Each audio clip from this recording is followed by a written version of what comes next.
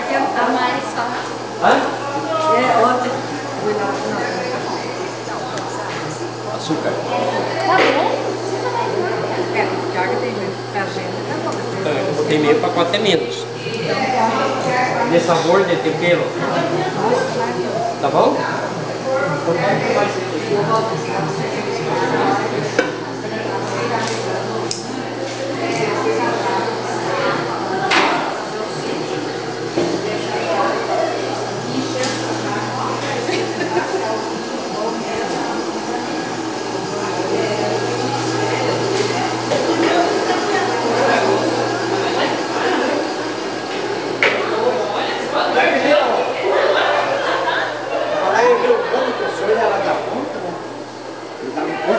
O Godoy hoje falando que a ponte do Timbão em Poço Preto foi construída em 1970.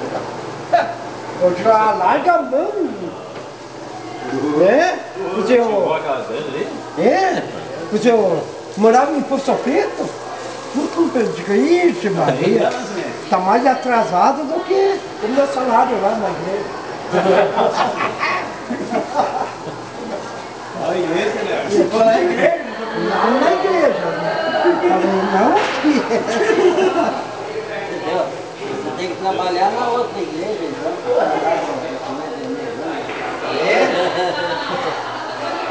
E aquele que arruma dinheiro no mesmo dia.